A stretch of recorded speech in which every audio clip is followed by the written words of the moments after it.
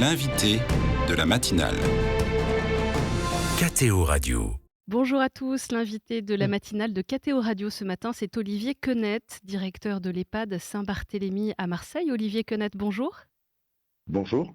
Vous dirigez donc l'EHPAD Saint-Barthélemy, fondé par les frères hospitaliers de Saint-Jean-de-Dieu dans les quartiers nord de Marseille il y a 170 ans. Un établissement privé à but non lucratif qui accueille 240 résidents qui ont souvent connu des parcours de vie cabossés par la précarité. Un établissement surtout qui a pour caractéristique de vouloir rester ouvert sur le quartier alentour, sa population et ses besoins. Comment est-ce que vous pouvez nous présenter rapidement la singularité de l'EHPAD Saint-Barthélemy et pourquoi ce choix d'être ouvert sur le monde autour ? La singularité de l'établissement, elle tient dans les résidents qu'on accueille, dans la taille de l'établissement, 245 lits, vous l'avez dit.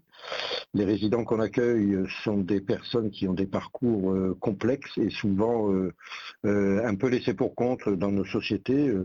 Je parlerai principalement des personnes issues de la rue, âgées, qui trouvent chez nous un lieu pour aller au bout de leur vie, les personnes issues de la santé mentale, de la psychiatrie, et qui bien souvent aussi ont des difficultés à trouver des solutions, des personnes sortant de prison âgées, qui là aussi souvent des oubliés, qui sont sans solution, donc et puis bien entendu des personnes issues des personnes atteintes de troubles neurodégénératifs qui malheureusement de plus en plus jeunes. Alors, caractéristique spécifique, c'est qu'on a 60% d'hommes, 40% de femmes, et puis une moyenne d'âge à 74 ans, voilà, donc qui est très jeune en EHPAD.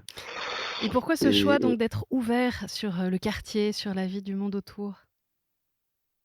Mais je dirais c'est les résidents qui nous poussent, oui.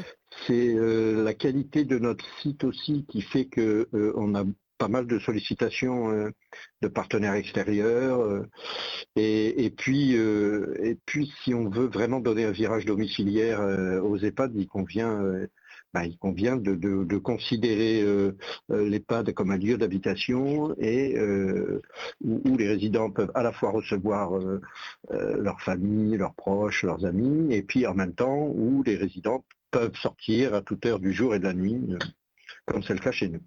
Suspendu depuis la mi-avril, l'examen d'une proposition de loi portée par Emmanuel Macron sur le grand âge a repris depuis le 20 novembre à l'Assemblée nationale avec l'adoption de nouveaux articles sur l'aide à domicile et les EHPAD. Ce texte a une dimension sociétale contre les maltraitances des personnes âgées et pour faciliter le droit de visite des proches dans les EHPAD après le traumatisme de nombreuses familles pendant la crise du Covid-19, a souligné la ministre des Solidarités, Aurore Bergé.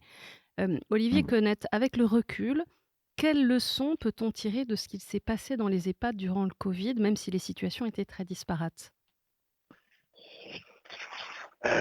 Nous étions, contrairement à l'ensemble de la population, dans les EHPAD en pleine activité, en pleine ébullition.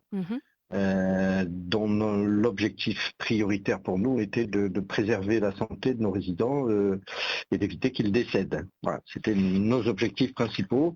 Alors comme vous l'avez souligné, ça a été très disparate en fonction des orientations prises par chaque établissement sur sa capacité à tester, sa capacité à prévenir, sa capacité à trouver des solutions innovantes.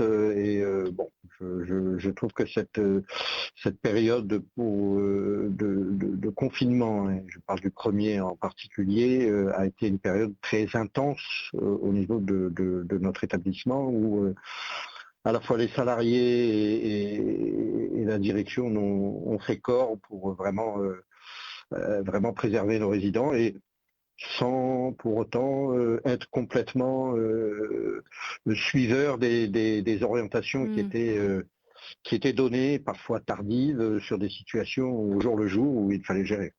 Est-ce qu'il faut considérer que le droit à recevoir des visites de ses proches est un droit inaliénable ? Absolument. On ne peut pas tenir le discours de dire qu'on veut que nos EHPAD soient des lieux de vie et puis interdire la vie. Donc c'est antinomique, tout à fait. Plusieurs amendements ont été déposés à l'Assemblée, notamment sur les questions de financement. Le sujet du coût, on le sait bien, est aujourd'hui un vrai frein pour beaucoup de familles. Comment est-ce qu'il faudrait changer le système, selon vous? Ah, alors je n'ai pas la recette miracle, sinon j'aurais fait des propositions depuis longtemps, mais notre établissement, alors c'est un modèle, hein, notre établissement est habilité à l'aide sociale pour la totalité des lits, hein. Mmh. Donc ça veut dire que le critère de revenu n'est pas un critère d'admission, non-admission ou de choix même des familles, hein. Donc peut-être, alors c'est un coût bien évidemment pour les départements, puisque l'aide sociale, c'est les départements qui assurent cette solidarité. Donc et si tous les établissements de France et de Navarre étaient habilités à l'aide sociale, il y aurait déjà moins de difficultés pour les usagers, notamment sur le reste à charge. Et comment est-ce que cette habilitation est obtenue? Par autorisation du conseil départemental où est implanté l'établissement. Mais on sait Alors quand on n'a c'est pas une cette habilitation, le coût peut être de plusieurs milliers d'euros par mois, ce qui pour les familles, pour les proches, peut être insurmontable justement. je suis bien d'accord avec vous. Nous, notre prix de journée est élevé, hein, on est à 85 euros, on est habilité à l'aide sociale et compte tenu des profils de résidents qu'on accueille, vous doutez bien qu'ils n'ont pas de revenus ou très peu, et que le complément de prix de journée est donc payé par la solidarité départementale. C'est un modèle qui existe depuis longtemps, sauf que, bien évidemment, couvrir l'ensemble des EHPAD de France à l'aide sociale serait un coût très très important pour les départements. Les tristes histoires de maltraitance dans certains établissements ont beaucoup terni l'image, des EHPAD et on peut souligner au passage qu'on ne parle jamais de tous les lieux où ça se passe bien et où beaucoup de personnel se dévoue auprès de nos anciens. Mais à votre avis, est-ce qu'il faut une surveillance plus stricte des indicateurs comme, le nombre de douches hebdomadaires ou l'état, nutritionnel des résidents? Alors, deux remarques pour répondre à votre question. La première, c'est une vraie culture, hein, en France de toujours dire ce qui ne va pas. Oui. Voilà. Donc là aussi, que ça soit dans les médias, que ça soit dans toute la presse écrite, etc., on ne parle de ce qui ne va pas. Donc je suis bien d'accord avec vous que je pense que la proportion de ce qui va bien est bien supérieure à ce qui ne va pas. Ça, c'est ma première analyse. La deuxième question, mettre des indicateurs. Aujourd'hui, le métier de directeur d'établissement a complètement évolué vers une gestion à la fois de normes et d'indicateurs, où le travail sur le lien humain, sur la recherche de la satisfaction du bonheur des résidents là où ils vivent, malgré leurs déficiences et leurs diminutions.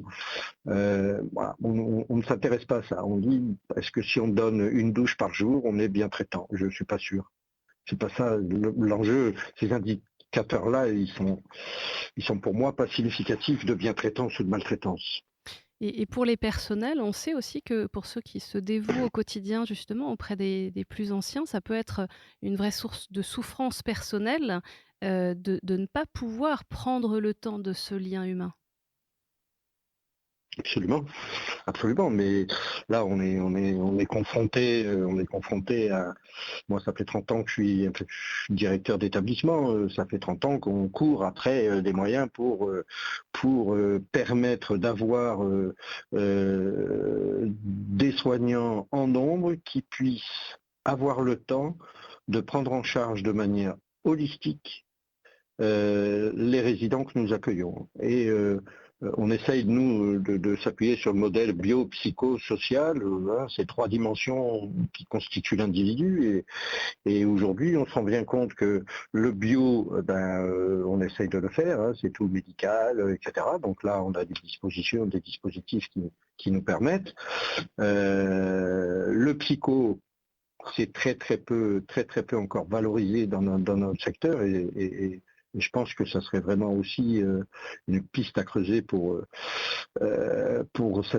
aller chercher le bien-être des résidents qui sont en souffrance et qui puissent exprimer leur souffrance, avoir un lieu où ils puissent exprimer ce qu'ils ont à exprimer.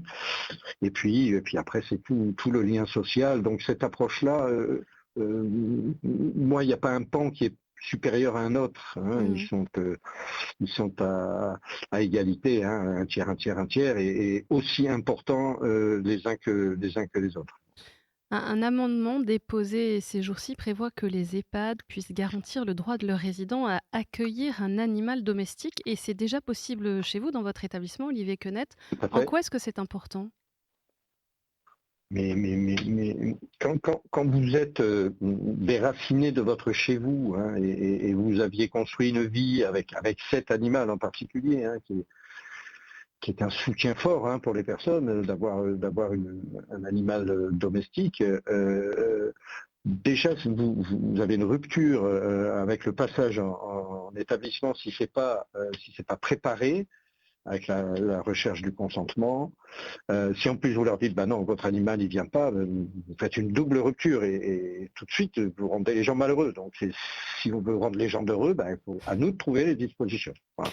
Il y a un Pour- point qui est jamais abordé dans le débat public sur ce sujet, c'est celui de l'expression des besoins spirituels des résidents. Est-ce que c'est à chaque EHPAD d'établir sa politique en la matière? Comment ça se passe de ce point de vue à la maison Saint-Barthélemy? On ne peut pas imaginer de prendre de manière globale et holistique, comme je vous l'ai dit, et d'accompagner ces personnes-là de cette façon, sans prendre en compte cette dimension qui est capitale. Le spirituel, je le différencie du religieux, donc Oui. soit clair. Le spirituel, c'est bien la recherche de sens de la vie, de sa propre vie, de sa propre existence, et d'avoir des réponses, de pouvoir chercher. Donc cette dimension-là, elle est à mon avis capitale aussi dans l'accompagnement des personnes âgées. Donc c'est vraiment une dimension qu'il faut prendre en compte et qui fait partie de l'accompagnement complètement. Et Dans donc, votre centre, donc ça se passe comment concrètement? Alors, dans notre centre, on a beaucoup de gens rattachent le spirituel au religieux, donc on a fait des groupes de travail, des groupes de réflexion, on a un espace éthique au sein de l'établissement qui réfléchit sur cette dimension-là. On a à la fois des salariés, mais aussi des résidents qui sont, pour certains musulmans, d'autres israélites. Et évidemment, comme on est d'origine chrétienne, on a aussi des résidents chrétiens, des salariés chrétiens. Enfin, on a, je dirais, ce qu'on retrouve dans la société au sein de l'établissement, et ça, c'est une vraie richesse. C'est une vraie richesse. Et la présence encore des frères hospitaliers sur cet aspect-là aussi, avec cette ouverture qu'ils ont sur les religions et les autres